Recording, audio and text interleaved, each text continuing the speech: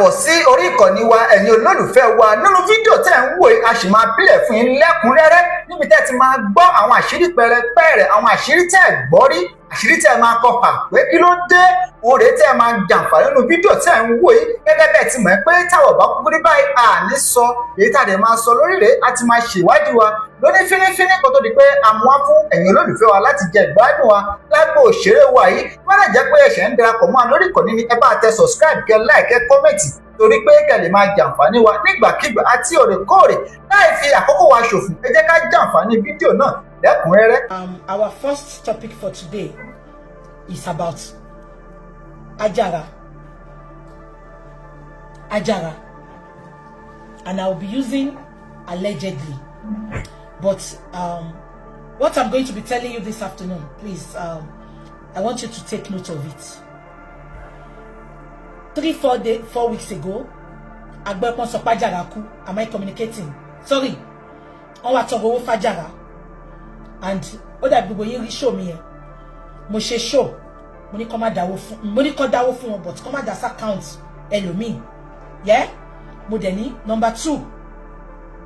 Káwọn ọmọ ní tíátà, ìwọ bẹ́gibẹ́gi yẹn, olórí burúkú ni. Ṣọ́sọ́ fẹ́ pọ́n tọrọ owó mi báyìí, mo ti block yẹ. Mojú kẹ́ máa tọrọ owó lẹ́yìn olórí burúkú. Ẹ̀yin dẹ̀ lẹ́ ń rútù fún Tinubu. Ní kúre gbogbo yín. Mo yìí ń bọ̀ lórí ẹ̀yin. Ẹ̀yin tẹ́ ń rútù fún Tinubu yẹn náà. Mo yìí ń bọ̀ lórí yín. Now, I want to say, Auntie Ajara ti kú. I'm going to be telling you this for free this afternoon. Yeah? Shetiri, mo máa sọ kíní kan fún ẹ̀yin tẹ́ ń wò mí. Ó dákẹ́ ní mind of your own. Ṣé ń gbọ́ mi? According to story tá ń gbọ́ tó tẹ̀ wá lọ́wọ́. Ẹ máa kọ̀ǹkọ̀ tẹ́ bá ń gbọ́ mi. Ṣé ń gbọ́ mi? According to story tá gbọ́ tó tẹ̀ wá lọ́wọ́. Ẹ bá mi kọ́kọ́ confirm mo fẹ́ bi question kan. Gbogbo bó ṣe ń tọrọ owó f'Ajara tó bó ṣe ń béèrè nǹkan lọ́wọ́ Ajara. Ṣé rí tí ọkọ Ajara jáde? Ẹ bá mi dáhùn question yẹn kí n tó bọ́ sí next one tí mo fẹ́ sọ. Ṣé rí kí wọ́n gbé ọkọ Ajara jáde? Ẹ sọ fún mi. No. Ṣé gbogbo yín rí pé ọmọ ẹnìkan jáde pé ọkọ Ajara ni? Ṣé mọ̀ pé irú èyí tó fi jẹ́ páwọn celebrity ló ń tọrọ owó f'Ajara yẹn? Èmi expect kó jẹ́ pọ́kọ ẹ̀ ló máa jáde pé ẹ jọ̀ọ́ ẹ ṣàánú mi o. Ẹ bá mi kọ̀ọ̀kan tí ìbá rí yín pé ń dá mi lóhùn mo ní go further please. Just tell me yes or no. Ṣé ti rí ọkọ Ajara láti ìgbà tó sọ pé Ajara ti kú? Ẹ ọkọ Ajara. I am going to be busting your bubble this afternoon. Wọ́n ní èèyàn kan ló advice Ajara kó bímọ. Unfortunately, ẹ̀yin Nàìjíríà máa gbọ́ mi lọ́sàn-án. Ṣé rí ẹ tó bá nírú condition Ajara yẹn tó bá jẹ́ irú bí ló wà wọ́n á ti sọ fún pé kò lè bímọ. Peradventure tó bá wá bímọ tó bá wá lóyún mistakenly ó pẹ́ jù 24 months wọ́n máa wá bọ́ ṣe máa gbé àwọn ọmọ yẹn jáde tó máa gbé wọn sínú incubator tó máa ṣe. But olórí burúkú tó advice Ajara kó lọ lóyún kó lọ bímọ wọn ò mọ complications tó wà ń bẹ̀. Ṣé ń gbọ́ mi ṣá? Ẹ wá rí pé gbogbo ìgbà tó sọ pé Ajara ti ó ní ìdówó ṣé mẹ́ gbọ́ ọkọ tó fún lóyún ló jẹ́ kó jáde mo wá fẹ́ bọ́ọ̀sì bọ́ọ̀bù yín lọ́sàn yìí. Ṣé ń gbọ́ mi? Wọn ò lè ṣé gbogbo yín rántí pé wọn ò bọ́ síta sọ pé ṣé rántí pé wọn ò bọ́ síta sọ pé Ajara lóyún gan? Ṣé rántí? Ẹni tó tún àṣírí òun gangan ló sọ pé Ajara lóyún. Kí Yano network tó wá sọ mọ́rọ̀ ṣé rántí? Wọn ever sọ fún wa pé Ajara lóyún because wọ́n fẹ́ ṣe ní òkú òru. Tọ́rọ̀ mi bá ń yé yín ẹ bá mi kọ̀ọ̀kan. Tó bá ń yé yín tí ò bá yé yín ẹ sọ pé kò yé yín. Màá ṣàlàyé fún yín dáadáa. Because bí ṣe ní gbogbo yín tẹ̀kàn wò bí ajá báǹkì yìí. Ẹ jẹ́ kọ́rọ̀ yẹn kó wà interesting. Ṣé ń get mi ṣá? Ṣé ń get mi? Now mo ń bèrè nǹkan kan. Ṣé mo pígbà tí gbogbo wọn wá tọrọ owó tó sọ pé Ajara ní ìdówó. Ṣé rántí pé ìgbà tí Ronke Oṣòdì bọ́ta kò sọ pé Ajara lóyún. Ṣé rántí? Ìyanu network gan ó ti fẹ́ sọ̀rọ̀ tán ló wá sọ pé àwọn ò tiẹ̀ mọ̀ pé ó lóyún now ṣé kí n bọ́ sí bọ́ọ̀bù yìí wọn ò lè sọkọ tó fàjàrà lóyún because ọmọ 17 years old ló fàjàrà lóyún ẹni kan wá já lọ́wọ́ mi ṣé ń gbọ́ ṣá ọmọ 17 years old ló fàjàrà lóyún kò chance àti àjàrà o and according to story ta gbọ́ ọmọ yẹn máa ń pe àjàrà ní àǹtí ẹ mà wọn tó máa ń pe àjàrà ní àǹtí so àjàrà fà mọ́ra because ó follow yes ọmọ 17 years old ló fún àjàrà lóyún nǹkan ẹni tó bá sọ pé mo parọ́ ẹni kan mọ́ ọkọ àjàrà síta ẹni tó lọ dóyàn lóyún ṣèbó tó gbangba sùn lọ́yẹ̀ ni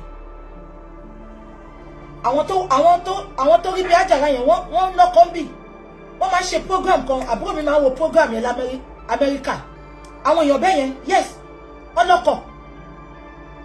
ọlọ́kọ̀ so ẹni tó fẹ́ àjàrà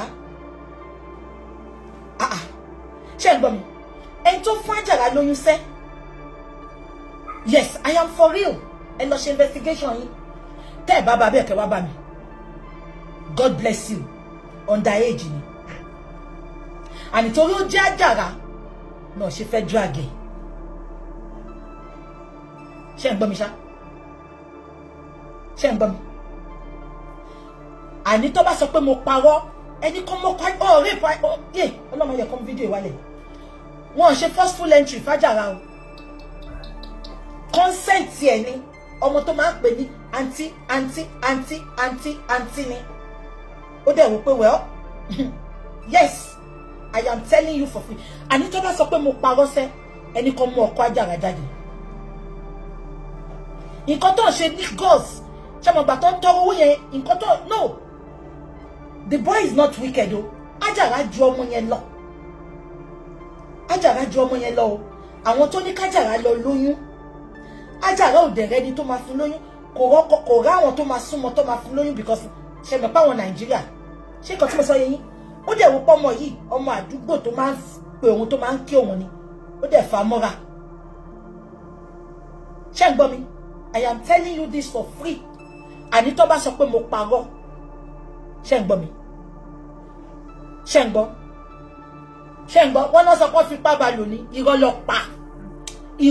pa ṣètìrí wọ́n náà fipá bá lò irọ́ lọ ń pa tó bá yẹ pọ́n fipá bá lò gbogbo wọn á ti sọ ìyẹn gan ló máa mú wa fún lówó ẹ ti bẹ̀rẹ̀ ẹ̀yin ọmọ ní tíátà ẹ̀ tún ti bẹ̀rẹ̀ tí bá tún fún yín nọ́mbà lẹ́nìí sí wọn á ní bíjẹ ó tún ti bẹ̀rẹ̀ pẹ̀lú yín tí wọ́n sọ pọ́n fipá bá lò ní irọ́ ló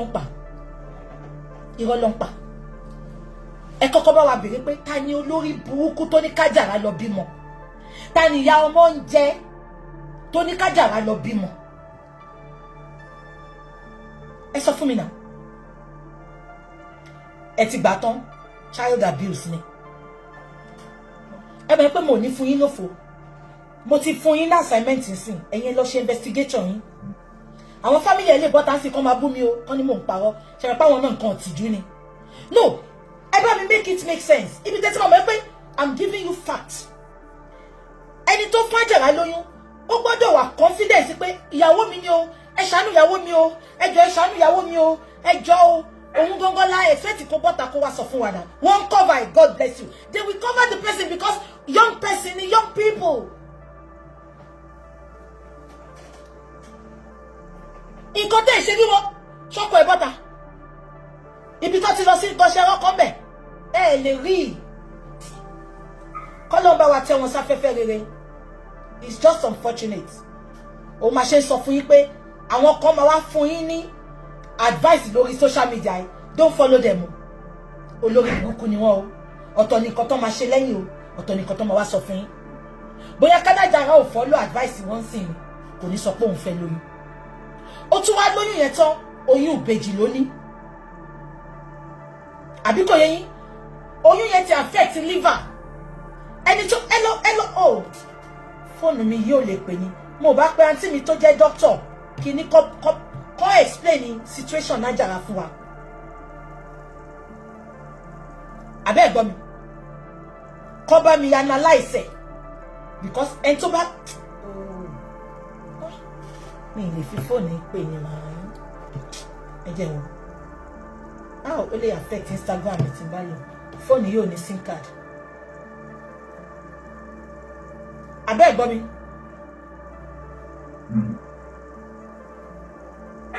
ṣé nǹkan tí mo sọ yé yín she went through so much exactly àlẹ́ mi ti fún yín l'assignment ń sìn ṣé ń gbọ́ tó bá sọ pé mo parọ́ ẹni kan mọ́kọ ẹ̀ jáde fún wa ẹni kan lè mú jáde náà ìjọ tán ti wá tọrọ owó ni mo ti mọ̀ bọ̀ mo kàn dákẹ́ ni ẹ rí pé bínú ìkanra ni mo fi sọ̀rọ̀. How did the pregnancy affect the liver? 1 second. Oh, go.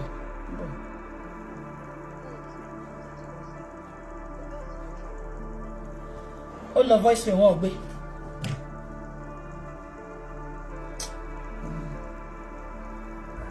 Kí ni mo yọ gan ò lọ sí speaker mọ́ ọmọ kan tó dé.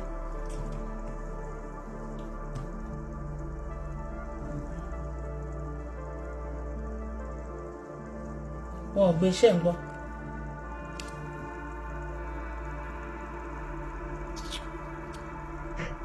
Kí ni fún mo yọ ìbọn?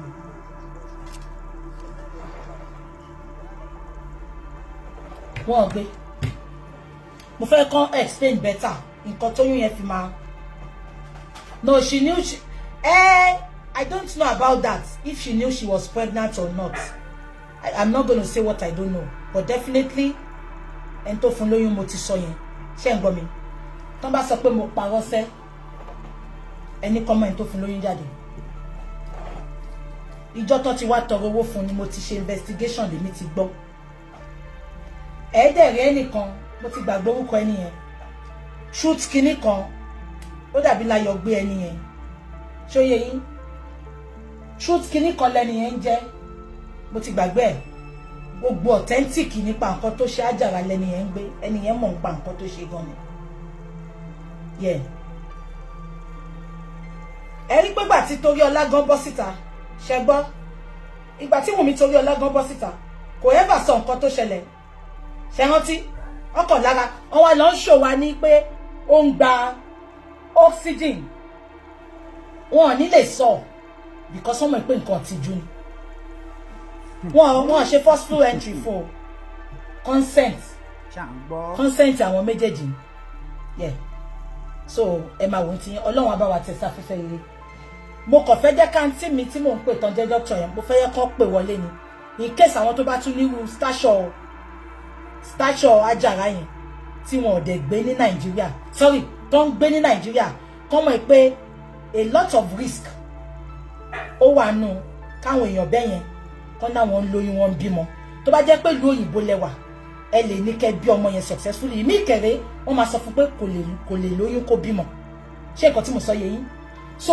nǹkan tí mo ṣe ń pè káàntì mi pé wọlé ní ẹ̀kí tó ṣe ṣó ìtàn tó ṣàlàyé ewu tó wà ń bẹ̀ fáwọn tó wà Naija tó ní stature Àjàrà yẹn pé kò possible you can because tó bá yẹ pé wọ́n ẹ̀ṣẹ̀lẹ̀ lóòótọ́ ṣó ti yé yín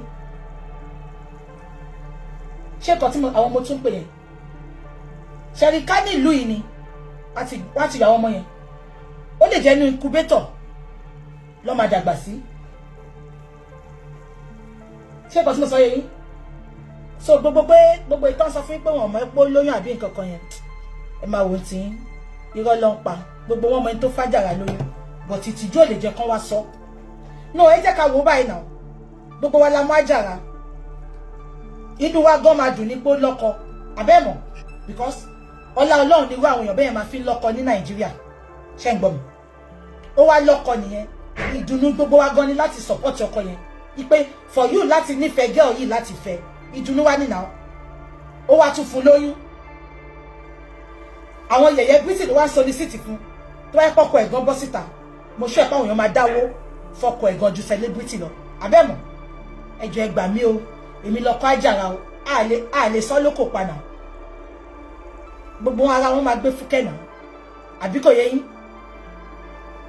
ṣé nǹkan tí mo sọ yé yín a lè sọ lóko padà bọ́ ṣe rí kó yọjú bò lòun fún lóyún ọkọ àtìyàwó ni wọ́n náà why tí o lè bọ́ta sọ pé èmi ni mo fún lóyún o ìyàwó mi ni afẹ́fẹ́ ra ni ṣẹ́dẹ̀ rí nǹkan tó ṣe dùn mí fáǹtì Àjàrà kọ́lọ́n bá wa tẹ̀ wọ́n sáfẹ́fẹ́ rere mo wo interview kan ẹni tó bá ní interview yẹn kó gbé sórí platform interview àǹtí Àjàrà ó ti ṣe interview yẹn tipẹ́ ó lóun ti kọ́kọ́ lóyún rí ẹ bá rántí ó lóun ti lóyún rí ó lóyún yẹn bàjẹ́ mi mẹ́ tó ṣe interview yẹn fún ṣe wo interview yẹn gbà yẹn ta ló ń force ẹ̀ kó lọ lóyún kó lọ bímọ so definitely she was desperate láti bímọ yẹn ṣe ẹ wo podcast yẹn jọ náà ẹ bá rí podcast yẹn kẹ́ sọ fún mi exactly àwọn tó bá rí bí Àjàrà yẹn naturally pelvic one is very very narrow womb wọn nǹkan tí womb àwa ta pé ta lè gbé womb wọn ò lè gbé ṣé nǹkan tí mo sọ yé yín exactly their body can ẹn tó pé gan ipò ẹ̀ ò tí ì lè gbé ẹrù ṣé nǹkan tí mo sọ yé yín ẹ má yẹ ká pẹ́ lórí yẹn Ọlọ́run á bá wa tẹ́ wọn sáfẹ́fẹ́ rere mo kàn fẹ́ jẹ́ kí Wasila Coded TV show God bless you ẹ lọ wo TV show Wasila Coded yẹn ó sọ bẹ́ẹ̀ náà ó ní ṣó bímọ rí ó lóun lóyún ṣùgbọ́n oyún yẹn bàjẹ́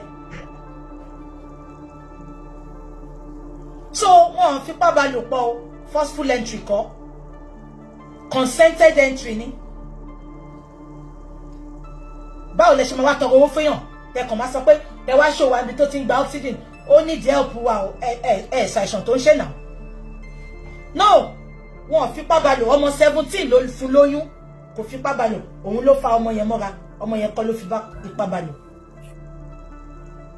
ọmọ yẹn ò fipá bá lò ọmọ tó máa ń pè láǹtí ládùúgbò ni so ẹyẹ sọ pé wọ́n fipá bá lò mo fẹ́ máa rí nǹkan bẹ́ẹ̀ ẹ má manipulate nǹkan tí mò ń sọ mí báyìí àwọn ọmọ àdúgbò tó máa ní àǹtí mi ẹ káàsán mà ẹ káalẹ́ mà ẹ káàárọ̀ mà wọ́n fipá bá lò consented ni ó consent sí ni so ó ti ń wá ọmọ yẹn ti pẹ́ ṣé nǹkan tí mo sọ yé yín exactly tó bá jẹ́ rúùlù òyìnbó ni tó dẹ̀ rí pé Àjàrà ó wà risky fún láti bímọ ó ní jẹ́ kò ní ṣe nǹkan oṣù ó máa fún lábẹ́rẹ́ kò ní máa ṣe nǹkan oṣù mọ́ so tó bá fẹ́ dó kókó dó dáadáa but kò ní bímọ kò ní ẹ̀gẹ́ ò ní ṣiṣẹ́ èèyàn kan sọ pé àǹtí Rámọ́tà must be protected orí àǹtí yẹn pé o ẹ gbàgbé ẹ orí àǹtí Rámọ́tà pé gan orí àǹtí Rámọ́tà pé ṣe rí àǹtí Rámọ́tà tọkùnrin bá fọwọ́ kàn gan ó máa ń gbá wọn lọ́wọ́ dànù ni àǹtí mi ti gbé fóònù ṣáwọn ni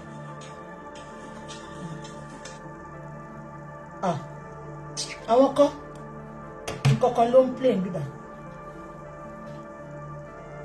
wọn ti gbé èèyàn kan sọ pé àǹtí Rámọ́tà must be protected ṣẹ́yìn rí Rámọ́tà nírí ẹ̀ńtẹ́yàn kan lè chance tó bá interview Rámọ́tà lásán bọ̀ ẹ̀rín tó ṣe máa ń gbá wọn lọ́wọ́ ni tó máa lé wọn dànù tó máa ń kọra Rámọ́tà mọ bó ṣe ń lọ náà and mo dẹ̀ sọ fún yín Rámọ́tà cannot be protected because wọn fipá bá Àjàrà lò pọ̀ ó consent ni so ẹ jẹ́ ká máa là tá a bá ń sọ yeah anyway that is not the bone of contention kí la tún fẹ́ sọ kí ló ń ṣẹlẹ̀ lórí ìkànnì ẹ jẹ́ ká sọ̀rọ̀ àwọn yẹ̀yẹ́ britty yeah ẹ jẹ́ kí n lọ sórí kinní yeah ẹ̀yin Naija mo fẹ́ bá sọ̀rọ̀ sí i o ẹ̀yin Naija ni mo fẹ́ bá sọ̀rọ̀ ẹ jọ̀ọ́ ẹ bá mi súnmọ́ bí báyìí ẹ jọ̀ọ́ ẹ má bínú ẹ súnmọ́ bí fún mi ẹ jọ̀ọ́.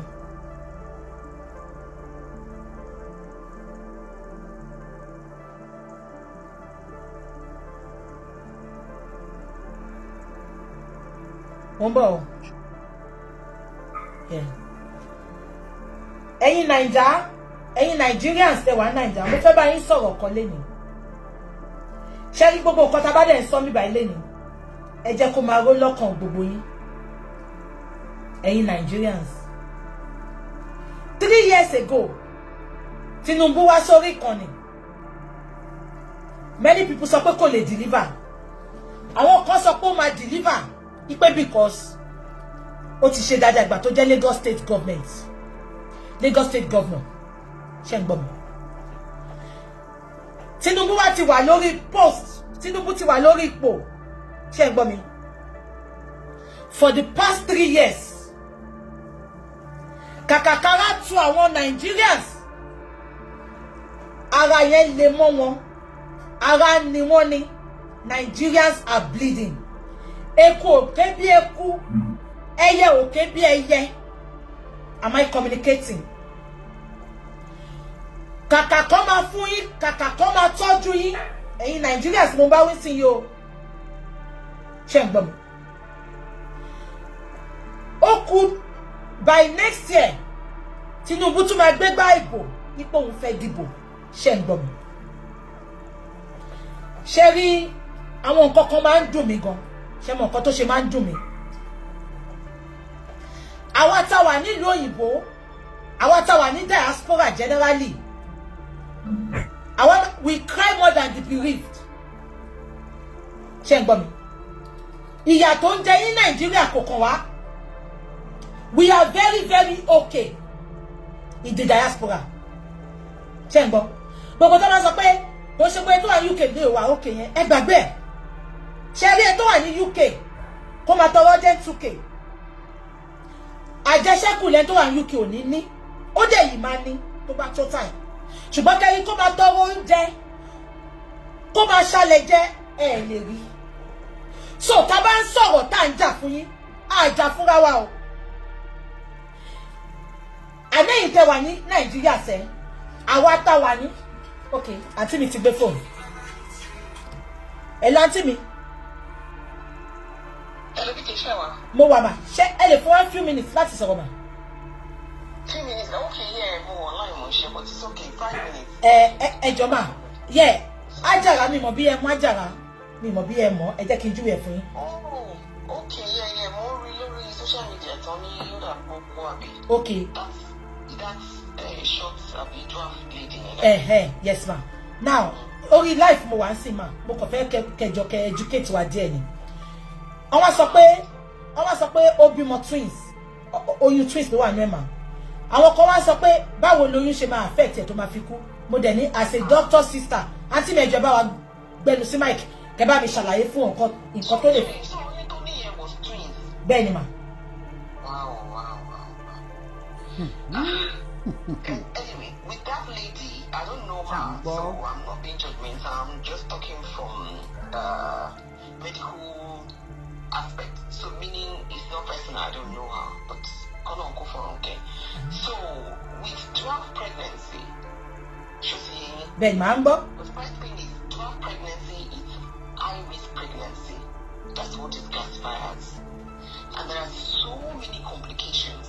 From day one, they would have been monitoring her. Even she would have probably gone through consultation for so many tests before they can then advise whether she's actually safe to be pregnant, whether she will be able to carry the pregnancy.